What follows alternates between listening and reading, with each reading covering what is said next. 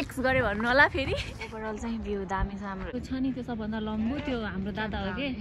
60th anniversary building हो। युनिभर्सिटीमा आए पनि बसिराखौँ जस्तो हुन्छ कि। यहाँ चाहिँ कोरियनहरू सुट गर्दैछ फोटोसुट। हाम्रो काङवान नेसनल युनिभर्सिटीको जिम हो। Hello guys, welcome to my video. आज म चाहिँ तपाईँहरूलाई हाम्रो काङवान नेसनल युनिभर्सिटीको टुर गराउँदैछु। हाम्रो स्प्रिङ स्टार्ट भयो कि अप्रिलबाट। अनि तर स्प्रिङ स्टार्ट भए पनि खासै त्यस्तो एकदम राम्रोसँग चेरी ब्लुजम अझै भएको छैन कि। तर अलिअलि कता कता चाहिँ राम्रो राम्रो देखिरहेको छ। अझै पनि कता कता देखाउँछ। यो चाहिँ हाम्रो एन्ट्री गेट हो है। त्यहाँदेखि हामी एन्टर गर्छौँ। अनि म अघि जहाँबाट स्टार्ट गरेँ नि भिडियो, त्यो चाहिँ एन्ट्री गर्छौँ। अनि त्यहाँदेखि चाहिँ हाम्रो युनिभर्सिटी स्टार्ट हुन्छ। अनि म भन्दै थिएँ हामी आएको यहाँ 1 महिना हुन लागिसक्यो कि। कलेजमा आइरहेको, हामी आउने जाने गर्न लाग्यो, क्लास अटेन्ड गर्न लाग्यो। तर पनि हामी चाहिँ अझैसम्म यो युनिभर्सिटी पुरै टुर गरेर भ्याएको छैन के। अहिले कता कतासम्म छ यो, यता यता छ। यो छुनछुन सिटीको आधा जति एरिया चाहिँ हाम्रो युनिभर्सिटी नै होला। फ्लेक्स गऱ्यो भन्नु होला फेरि। फ्लेक्स गरेको होइन, यो साँच्चै नै ठुलो छ। अब हामी नेपालबाट आउने स्टुडेन्टलाई त अब बाहिर इन्डिया पढ्न गएको, बङ्गलादेश पढ्न गएको स्टुडेन्टलाई त त्यस्तो नलाग्ला कि। तर हामीलाई चाहिँ जस ठुलै लाग्छ युनिभर्सिटी हो। त्यो चाहिँ 500 बिल्डिङ हो। 500 उता पर गयो। अनि यो सबै हाम्रो युनिभर्सिटीको हो है। एकदम ग्रान्ड छ एकदम। अनि त्यो चाहिँ मेरो साथी हो। उसलाई चाहिँ मुख देखाउन लाज लाग्छ अरे, त्यही भएर। अनि यसरी भित्र निस्किन्छ त्यहाँबाट। अनि त्यस्तै हो। अहिले चाहिँ हाम्रो चेरी ब्लुजम भइरहेछ नि त ऊ पर। राम्रो छ। अझै फुल्ली भएको छैन कि, कुनै कुनैमा यस्तो छ। अनि त्यही भएर हो। यो चाहिँ बिल्डिङ 102। अब फरक पछितिर पढ्न आएपछि थाहा हुन्छ कता कता क्लासहरू कता कता अटेन्ड गर्नुपर्ने हुन्छ। पछि कोर्स रेजिस्टर गर्दाखेरि थाहा हुन्छ कि। अनि त्यसपछि आफ्नो जुन बिल्डिङमा पढ्ने हुन्छ नि, अनि त्यही बिल्डिङमा पढ्न जाँदा चाहिँ बिस्तारै टुर भइहाल्छ। हामी त अब फर्स्ट सेमिस्टर हो। म चाहिँ मास्टर स्टुडेन्ट हो। अनि एउटा क्लास चाहिँ मेरो 305 हो कि कति बिल्डिङमा छ। अनि त्यो चाहिँ त्यस्तो खासै वाउ त छैन कि। अनि अर्को बिल्डिङ चाहिँ मेरो 60th एनिभर्सरी बिल्डिङ छ। त्यो चाहिँ पवाल चाहिँ फेरि स्प्रिङ चेरीको रुख अगाडिसम्म। अनि म के भन्दै थिएँ कि अनि हामी नेपालबाट पढेर आएको स्टुडेन्टलाई चाहिँ युनिभर्सिटी लास्टै ठुलो लाग्छ कि। त्यो पोखरा युनिभर्सिटी, पूर्वाञ्चल युनिभर्सिटी, अनि के अरे अर्को के छ अरे त्रिभुवन युनिभर्सिटीहरू छ नि त, काठमाडौँ युनिभर्सिटी। अहिले त एकदम सानो लाग्छ कि। त्यो चाहिँ हामी हिँडेपछि कतातिर गयो युनिभर्सिटी गयो अनि युनिभर्सिटी सकिहाल्छ नि। यो चाहिँ खतरा छ। युनिभर्सिटीमा आए पनि बसिराखौँ जस्तो हुन्छ कि। क्लास सके पनि यताउता घुम्नलाई पार्क साक छ। अहिले म देखाउँछु कि गाइस, स्टे ट्युन। त्यही भएर क्याफेटेरिया हो। सियु नास्ता खानको लागि। पछितिर के कार्ड बनेपछि के मिलको लागि पनि के हुन्छ अरे कि यहाँ। तर हामीलाई त थाहा छैन। एआरसी बन्दैछ मेरो चाहिँ। अनि त्यो चाहिँ बास्केटबल कोच अनि फुटबल ग्राउन्ड हो। यतादेखि चाहिँ ग्लोबल ट्यालेन्ट नेटवर्क जान्छ उतादेखि। हो हामीले भर्खरै क्लास एटेन्ड गरेर आएको चाहिँ यो हो। 60th एनिभर्सरी बिल्डिङ हो। अनि यहाँ माथि 3rd फ्लोरमा हामी पढ्छौँ। कुनै दिन त्यसको पनि म देखाउँछु तपाईँहरूलाई। अनि यो त क्याफे हो, यहाँ लन्च गर्नको लागि। अब हामी बास्केटबल कोर्टतिर जाऊँ है। त्यता पर पनि रहेछ अलिअलि साकुरा फुलेको हाम्रो बास्केटबल कोर्ट। अनि त्यसको पछाडि चाहिँ फुटबल ग्राउन्ड हो। हामी यसो हेर्न आएको त त्यो छ नि, त्यो सबभन्दा लम्बो त्यो हाम्रो दादा हो कि। सौगात दादाको पनि च्यानल छ। दादाको च्यानल मोनेटाइज भइसक्यो, तर मेरो चाहिँ भएको छैन। यो चाहिँ फुटबल ग्राउन्ड है। दामी छ यो पनि। अस्ति हामीले फुटबल पनि खेलेको कि यसमा। दादाहरू बास्केटबल खेल्दै रहेछ।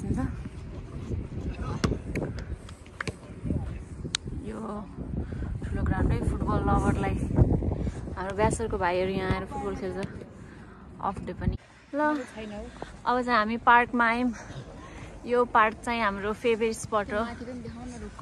यो रुखहरू यस्तो अहिले स्प्रिङ लागेर त अझै फुल्ली भएको छैन कि अझै दामी हुन बाँकी छ। विन्टरमा पनि यस्तो दामी देखिन्छ, अहिले पनि एकदम दामी देखिरहेछ। अब यो चाहिँ हाम्रो कलेजको पार्कको भ्यू। अनि यता चाहिँ यस्तो जङ्गल जस्तो छ, यहाँ चाहिँ अब हाइकिङ सानोतिनो हाइकिङ गर्ने जस्तो के छ। यस्तो दामी देखिन्छ नि। अब हिउँ परेको बेला दामी देखिन्छ। त्यति बेला त मैले केही भ्लग बनाएन कि।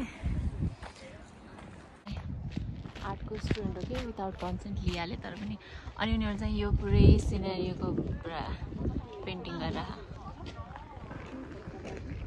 आर्टको स्टुडेन्टहरू चाहिँ यस्तो पिक्चर बनाउनलाई बसिरहन्छ कि उनीहरू चाहिँ ड्र गर्छ यहाँको। ओभरअल चाहिँ भ्यू दामी छ हाम्रो काङ्गवा नेसनल युनिभर्सिटीमा। डेटिङ स्पट हो यो। जानु मन लाग्यो कि बाटो आज त भ्यू कस्तो दामी देखिरहेको भने।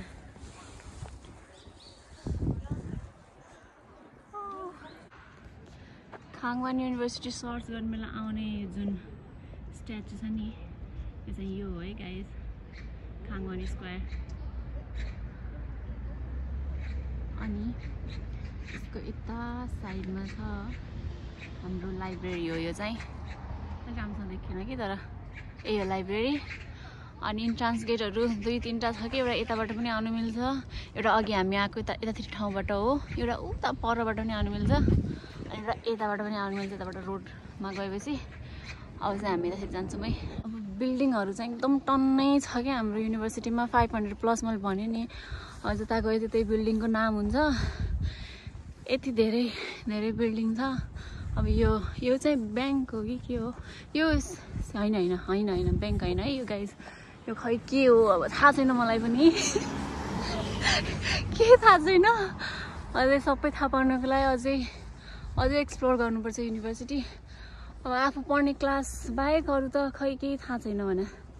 अब यो पनि होला केही, तर यो पनि युनिभर्सिटीभित्रकै हो। अब कता पढ्न जान्छ, अब इन्टरनेसनल स्टुडेन्ट पढ्ने छुट्टै हुन्छ, त्यो पनि छुट्टै, अरू यहीँको कोरियनहरू पढ्ने छुट्टै हुन्छ। तर बवाल छ युनिभर्सिटी चाहिँ। हामी पढ्ने बिल्डिङ चाहिँ यो हो है। हामी ब्रेक टाइममा यहाँ बसेर नास्ता खान्छौँ, गसिप गर्छौँ। यो चाहिँ टेनिस कोर्ट हो, टेनिस खेल्दा छ यहाँ। एक्टिभिटिजहरू धेरै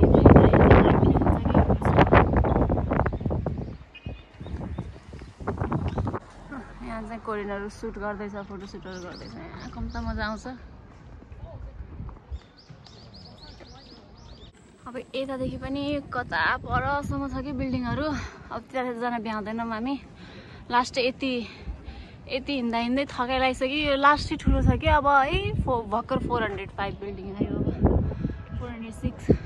अब यस्तो बिल्डिङहरू यहाँ कति छ कि। अब एउटा लास्ट हामी जिम हेर्न जान लाग्छौँ, त्यति हो। त्योभन्दा बढी जान भ्याइँदैन। यस्तो सास नै बढ्ने जस्तै हुन्छ कि हिँड्दा। अब हामी लास्ट जिम हेर्ने भनेको, अब फेरि बिर्सिहालेँ मैले बाटो। अब यो हेर न कता आइयो।